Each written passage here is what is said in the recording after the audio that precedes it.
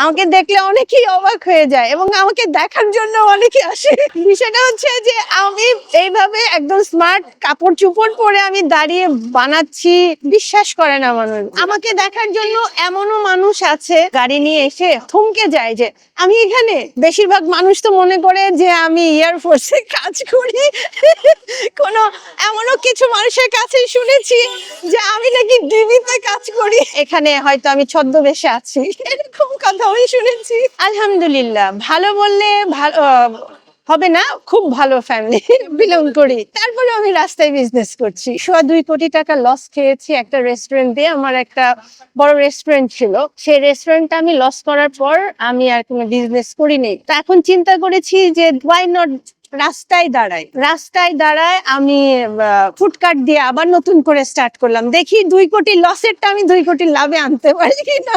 ছেলে নর্থ সাউথে পড়ছে, ও ত্রিপলিতে পড়ছে, ওর ফার্স্ট ইয়ার শেষ। সমাজের মানুষ যেটা চিন্তা করে ওই সেন্সে বলেছে যে আম্মু আমি তো যে বলি এই মামা একটা এটা দাও, আবার আমার মাকে মানুষ বলবে এই মামা এইটা দাও, এইটাও মানতে পারে না। আমার ছেলে অ্যাকচুয়ালি চায় না যে আমি রাস্তায় বিজনেস করি। ওয়ালটন এসি এক্সচেঞ্জ অফারে এখন যে কোনো ব্র্যান্ডের পুরাতন এসি বদলে নতুন ওয়ালটন এসিতে উপভোগ করুন 25% ছাড়। Walton air conditioner, comfort without compromise. আমার হাজবেন্ড কানাডায় গিয়েছিল, তো কানাডা থেকে আসার পর অ্যাকচুয়ালি কোনো কিছু এখন পর্যন্ত স্টার্ট করেনি, কিন্তু সংসার তো চলতে হয়। তো আমার মাথায় আইডিয়া আসলো যে আমি ফুড কার্ট দিয়ে স্টার্ট করি। আর একটা বিজনেস স্টার্ট করতে গেলে তো অনেক সময় লাগে। ফুড বিজনেসটা এমন একটা বিজনেস যে আমি আজকে যদি স্টার্ট করি, লাভ লস যেটাই হোক, ইনকামটা হাতে চলে আসে। তো এই জিনিসটা আমি নতুন করে স্টার্ট করে দেই। আর এটা হচ্ছে আমার প্যাশন, খাবারটা হচ্ছে আমার প্যাশন। আমি 2010 থেকে বিজনেস করি ফুডের। আমাকে ঢাকা শহরে পুরানা যারা আছেন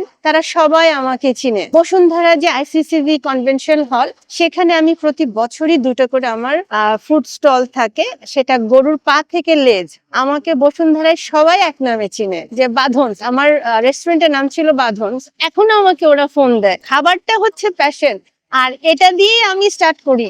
সবচেয়ে বড় কথা হচ্ছে যে একটা নারীকে দাঁড়াতে হবে। আমি মনে করি আমি এই খাবারেরটা পারি, আরেকটা নারী হয়তো কাপড় সেল করছে, সে কাপড় দিয়ে পারে। প্রত্যেকটা নারীকে ইন্ডিপেন্ডেন্ট হতেই হবে, না হলে সে বড় লোক হোক গরিব হোক যেই হোক, তার ব্যাকবোনটা লুজ হয়ে যায়। ওটাকে স্ট্রং করতে হয়। স্ট্রং করতে হলে নারীকে সোজা হয়ে দাঁড়াতে হবে, তাকে ইনকাম করতে হবে, সেটা যে ধরনেরই হোক, সৎ উপায়ে সুন্দরভাবে ইনকাম করতে হবে। বড় লোক হলেই যে রাস্তায় করতে পারবে না এমন, তাহলে তো বিদেশ তো কোলাপস করতো। বিদেশে তো বড় লোক ধনী কোনো কি স্টিকার লাগানো আছে কেউ?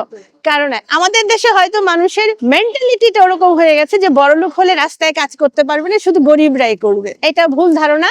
আমাকে সবাই দেখুক, আমাকে দেখে সবাই উৎসাহিত হোক যে না, আমি এই ফ্যামিলি থেকে এসে যদি আমি রাস্তায় কাবাব সেল করতে পারি, ফুচকা সেল করতে পারি, তা ইনশাল্লাহ সবাই করতে পারে। বড় লোক ধনী কোনো ভেদাভেদ নাই। যখন বসুন্ধরা আমি চটপটি রাস্তায় বিক্রি করি, তো তখন আমার শাশুড়ি একদিন ডাইনিং এ বসে খুব দুঃখ প্রকাশ করছে। আমার হাজবেন্ড কে ডাকলো যে গুট্টু এদিকে আসো, তোমার কি অনেক টাকার অভাব পড়ে গেল?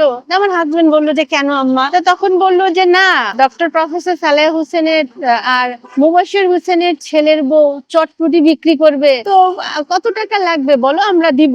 তখন কিন্তু তারপরে একবার হলো কি, আমার শাশুড়ি কিন্তু লাস্টে আমার পাশে গিয়ে বসে গেল, বসে বসে খেত, পারলে সেই আমার তরফ থেকে মার্কেটিং করতো।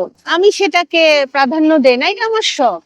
খাবারের বিজনেসটা হচ্ছে আমার শখ। শখ তো চেঞ্জ করতে পারবো না, বাচ্চারা এক সময় বড় হবে, তারা আলাদা হয়ে যাবে। আমার শখটা তো মিটাতে পারবো না, তা বয়স থাকতেই শখ মিটিয়ে ফেলি।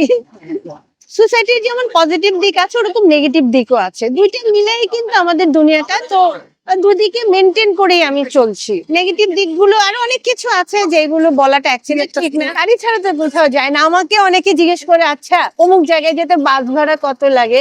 25 বছর যাবত আমি বাসে উঠি না, আমি কিভাবে বলবো? গাড়ি তো আমার তো গাড়ি আছে। অনেকে মনে করে যে আমরা হয়তো বা বাসে চড়ি, কিন্তু অ্যাকচুয়ালি বাসে চড়াটা হয় না। আর আমার হাজবেন্ড যে এই সোসাইটিতে থাকে, ওরা যেই ফ্যামিলি, ওরা বাসে তেমন একটা উঠে না। ঢাকার ভিতরে তো নিজেদের গাড়ি আছে আমাদের, আমরা তো নিজেদের গাড়িতেই চলাফেরা করি।